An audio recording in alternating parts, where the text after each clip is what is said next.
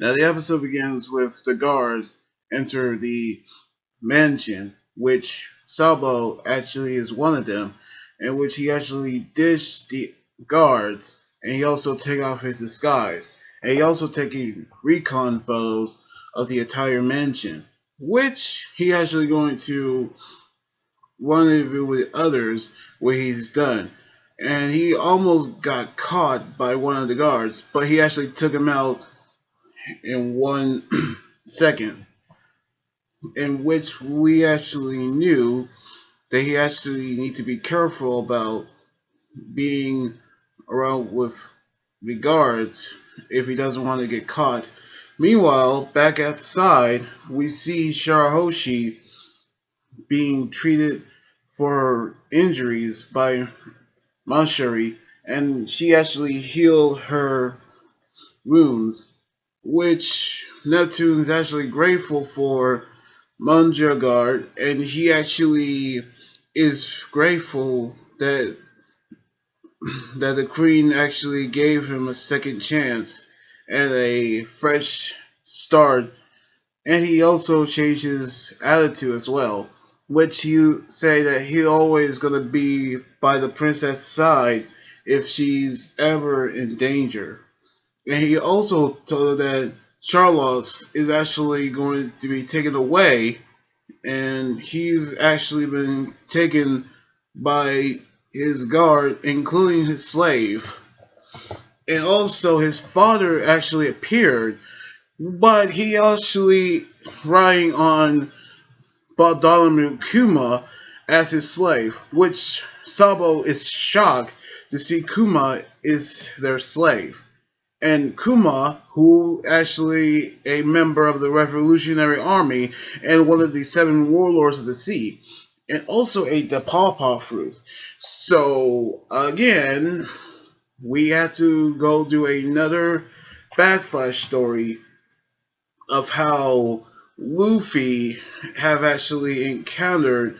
Well, actually, he was unconscious, so his crew was actually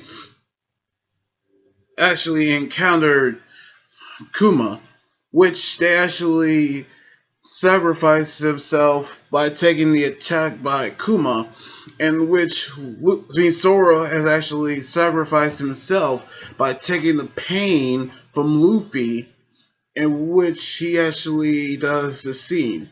And also on Submarine Archipelago, he separated the Straw Hats all over the world. And we actually seen him in the Marine Fort during the war.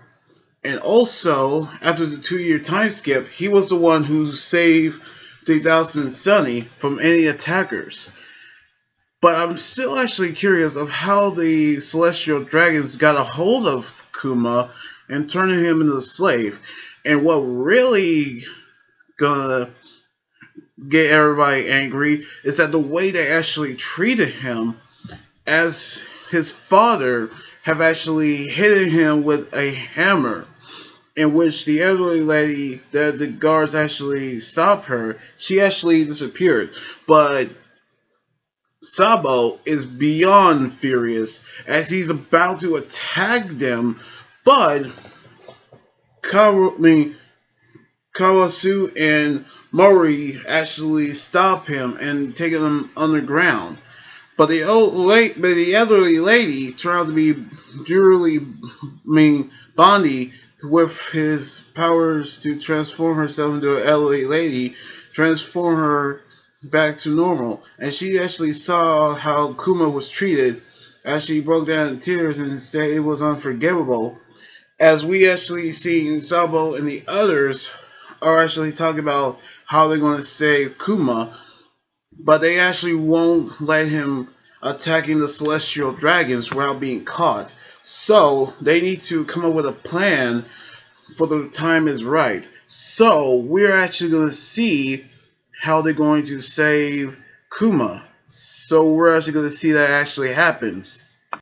And I knew when we actually going to see another recap story, but it's actually how the Driller Bark Sub Archipelago, sorry, and the Marine 4 arcs are actually related, including the scenes from the 2 year time skip arc, which we knew that all these fit together when we seen Kuma actually meet with Luffy, and also how the Celestial Dragons capture him and turning him into a slave, which everybody's going to be angry at the Celestial Dragons of how he actually was treated by them.